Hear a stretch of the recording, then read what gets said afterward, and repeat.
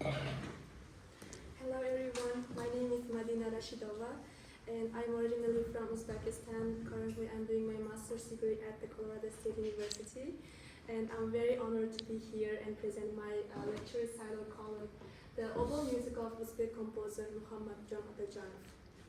In this session you will be hearing amazing Uzbek music by Muhammadjon Otajonov and information about my country, Uzbekistan, and its beautiful culture, music, and traditional instruments.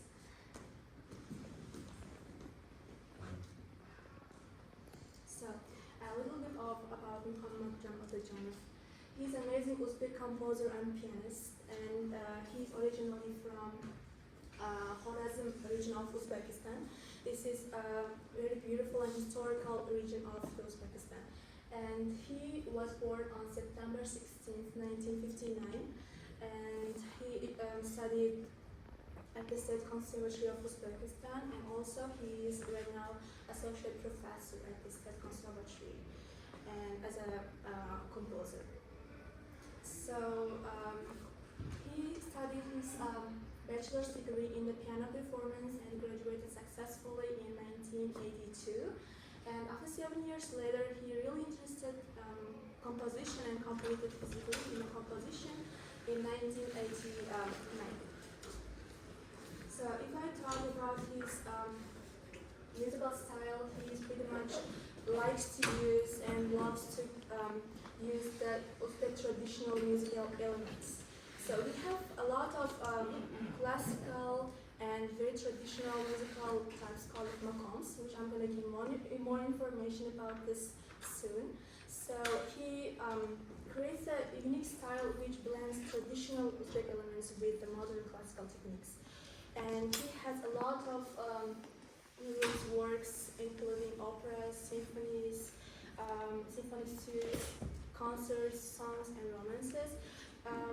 If you give attention for his works like the name of operas or Aşıknoma or symphonies like Urgenci, Landscape of the Hiva, he usually likes to give more information about love or nature of their my country's beauty.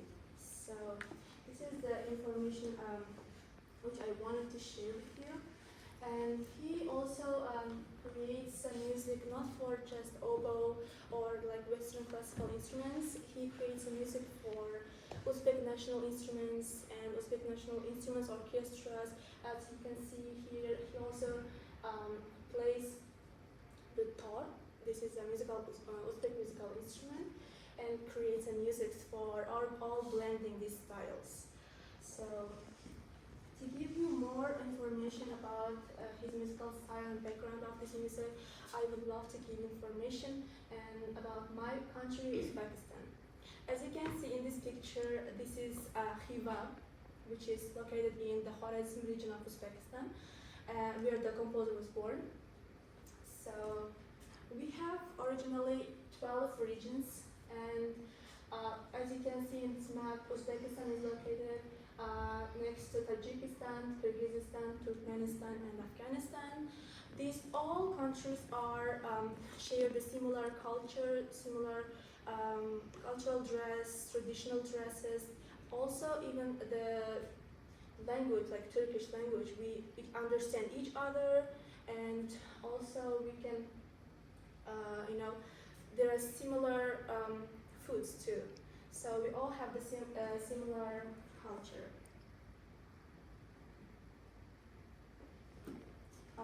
Uzbek traditional music is very interesting.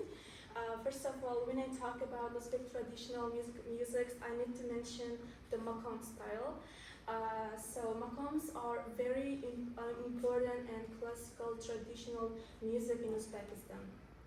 And this is maqam is not just a musical style; it's just human emotions, and which were developing from over the centuries and passed down from master to student orally.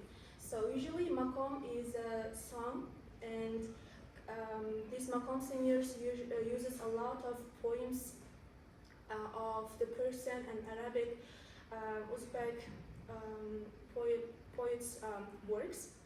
These poems are about love or faith, nature of the beauty, or beauty of nature. Sorry, beauty of nature.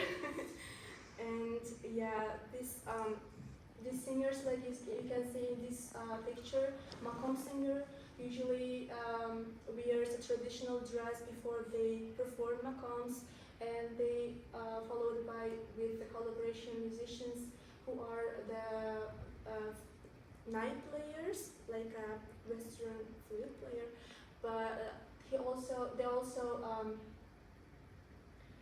collaborate with the tor or ruba players and doira players. So those are all Uzbek national instruments, and I will give more information about this soon. Maqam is very, very how can I say, the important part of Uzbek culture.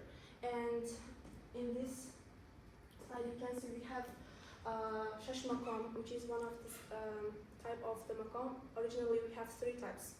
So shash maqam means 6 maqams, and all the 3 sets of music with the instrumental pieces and the poems. These maqams are very well structured and use a lot of ornamentations and embellishments. These are called nola. This technique is usually made of with the voice technique of the maqam singers, and also it's like translated like a lament technique. If it's correct way of translating, because I would love to describe what nola is. So taking like the tone or pitch and then making them lowering or higher the pitch with the vibrato and in a different rotational systems. So this is called nola, and usually this nola is not just for maqam style. It is covered by all Uzbek music and Uzbek traditional instruments, which nola, for example, the nai players usually also play the nai with the nola style. They just, composer doesn't write the nola like on the sheet music because they cannot write it. They just write the notes, and then the musicians like feel it, and then they just added like improvisational style. So I would love to give and share one video about the Uzbek maqam. So this is maqam singer, and her name is Muhammadjon. She's gonna sing the first set of music of shash maqam called Talqin Ushaq.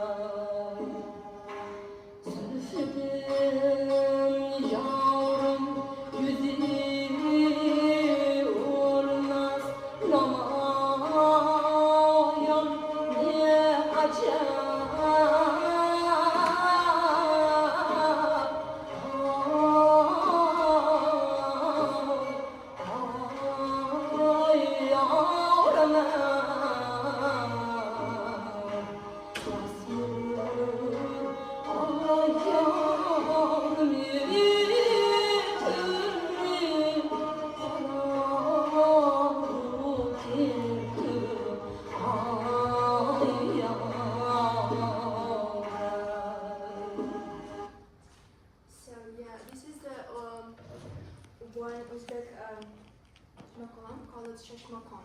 But we have also 2 types of maqam. They are the Khwarezm maqams.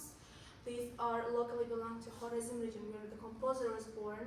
And the second one is Fargana Tashkent Maqams. Fargana is also one of the region, and Tashkent is also one of the region of Uzbekistan. They are like locally belong to the musics. So Muhammadjon Otajonov usually inspires this kind of emotional vibes and color, and even though he writes the music in a classical style, but he still takes some ideas from these kind of styles. And he wrote a solo for oboe called Yighe. It is simply like crying, means like crying, and the Yighe is like solo blends Western classical style with a strong Central Asian character, reflecting history, emotion, and cultural identity. So in this solo, the embellishments and passages are simply describes the Nobla style, but he decided to write it down because, like here, as I told, he creates music in a Western classical style, and he created this solo specifically for oboe. So I would love to present and play this solo in front of you.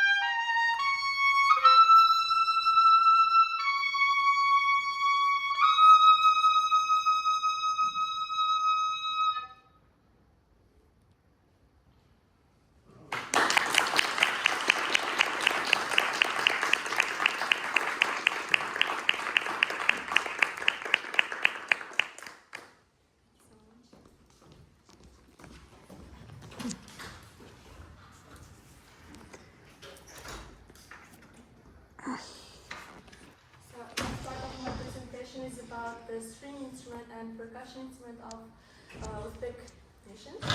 So in this slide you can see the tor, which is one of the Uzbek national instrument, and dutor. Dutor means like two string. So there's a two string only, that's why it's called dutor, and rubab.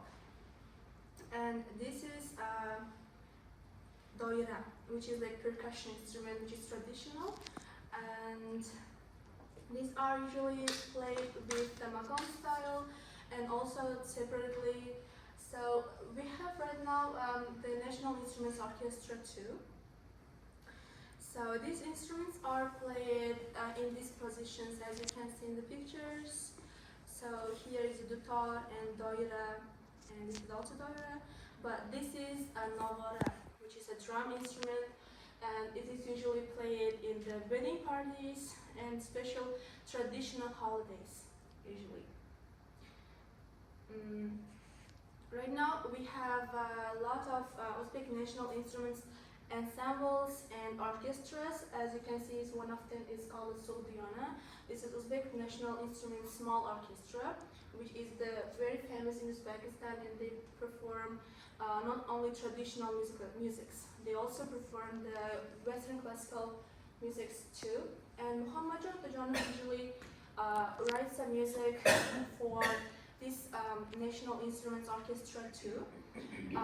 But he blends Western style, like he adds percussion, or he adds drum set, or sometimes they add string bass to help, because in back centuries before, this instrument didn't have any version like soprano or bass or tenor voices. They just had only one like standard size.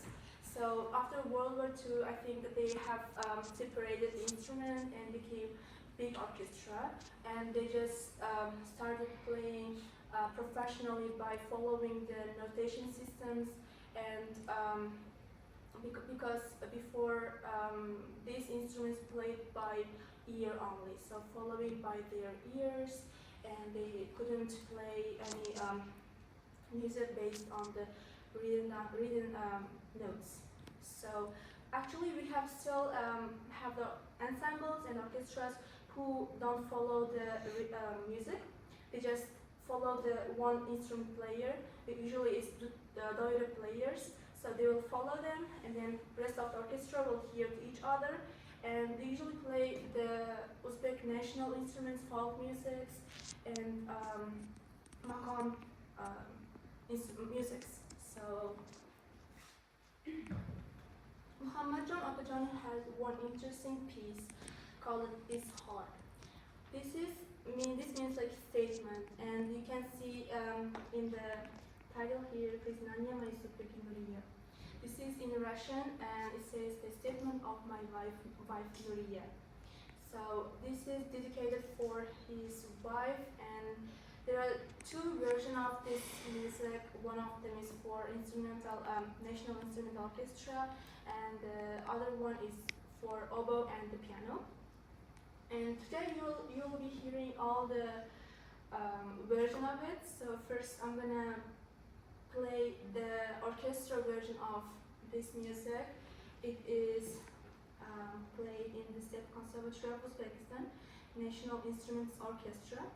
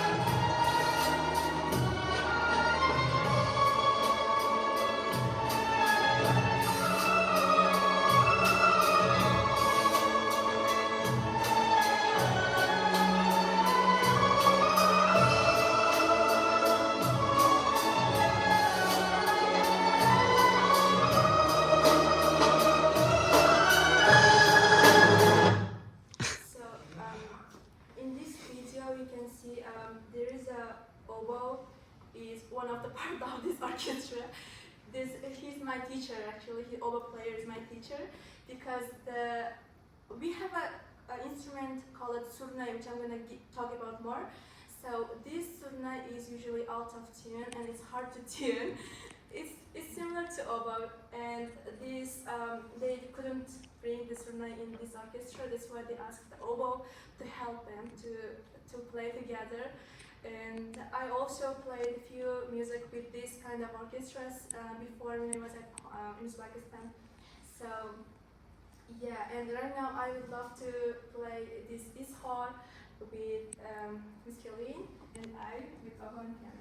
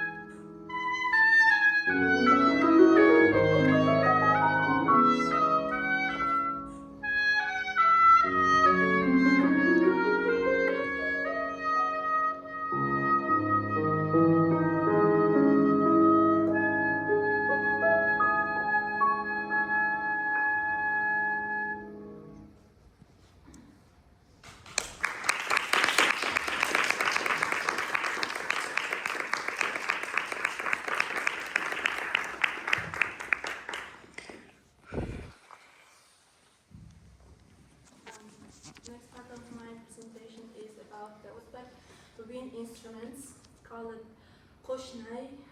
In this picture you can see it, and this is Karnai and Nai, and also we have Surnais. So the Qoshnai is two small flute played together with this position, and this is Karnai. It's a long trumpet with a loud, powerful sound. Usually these Karnais are played in the wedding parties because we have a very big wedding parties. And this is a Nai. Nai is also like a flute, and it can be played very Western classical styles, and also with perfect to play Uzbek national music with the nala. And this is a surnai, which I'm gonna give more information specifically about surnai because it's a double reed musical instrument. Surnai word means sur is a holiday, nai is an instrument, so holiday instrument. It is played again in the traditional holidays, especially wedding parties. If you are hearing from surnai sound from very far away, it means like party is going on there, something good is going on there. So, so it's like for us, it's like symbol of this. And you can see here the reeds, which are, I believe, will be made from broomsticks. They're very thick and very hard to play, very heavy. And this is the tube of surnai, and it will be played in this position. You can see. I have one video which describes interesting facts about surnais, but it's in Russian language. So I'm gonna mute this video and explain with myself.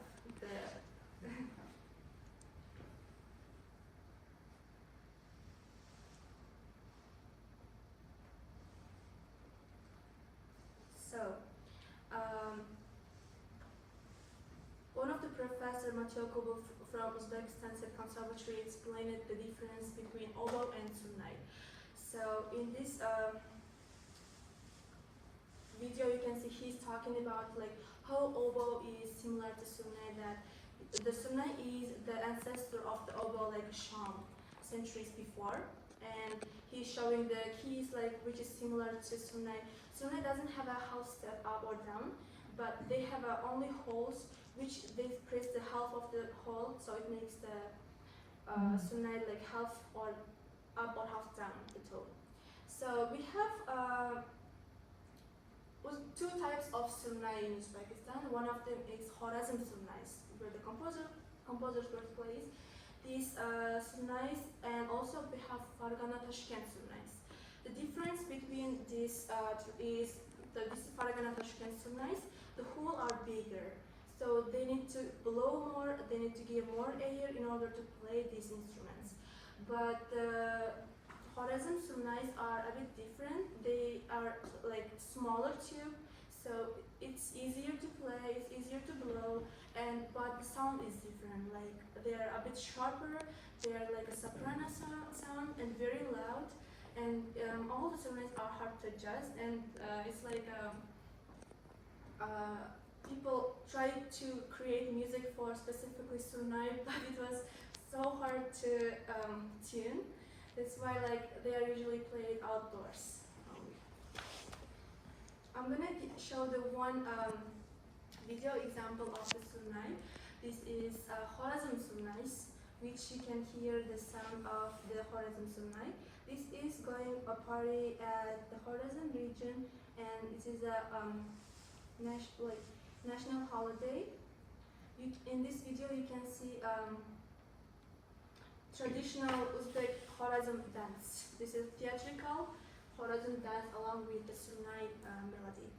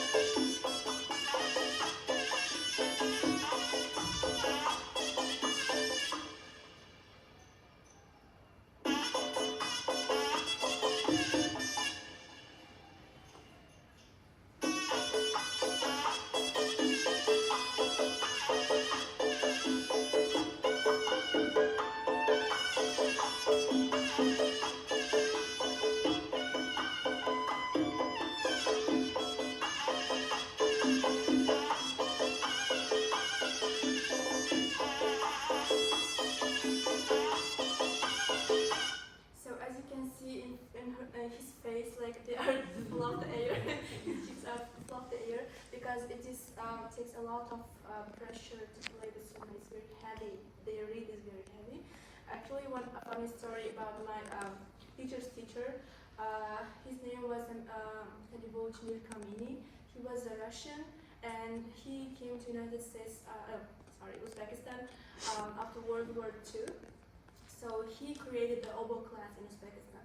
So once he went to Uzbek weddings, he saw the Sunni player, and then he was like very red and playing very hard, and then there's a tear in his in his head. So he just like took his knife and then like adjusted his red. So and then it was very easier to play, and it's easier to see him how he's playing freely. So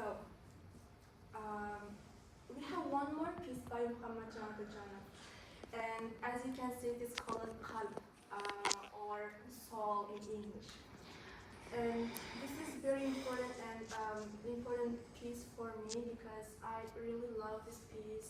It reminds me of my home, and then I've decided to play this music in my graduate recital. So we have an original notes of handwritten note of this music by Muhammadjon Otajonov. It was made in 2020 specifically for oboe and piano, and I would love to play this music. And in this music you can feel the Central Asian vibe, especially the makam colors and the ornamentations. I hope you like it.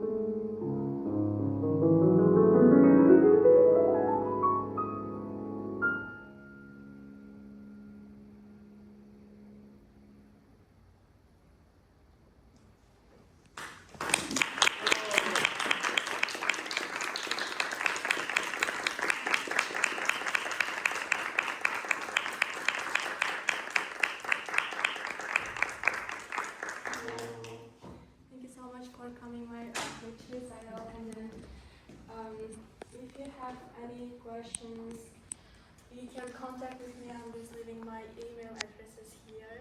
So I would love to talk more about my culture, and if you're interested, I will be very happy. Thank you so much for coming.